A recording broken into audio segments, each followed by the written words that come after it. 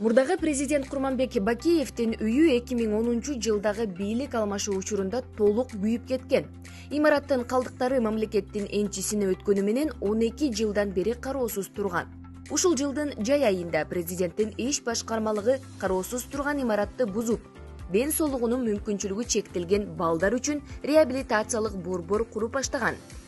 Негизги курулуш иштери бүттү.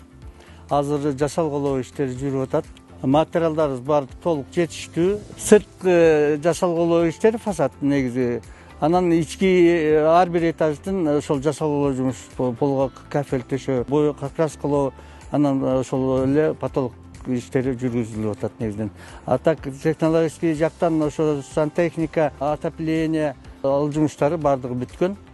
100 орундуу заманбап, баардык шарты бар имараттын курулушу аяктоо алдында турат.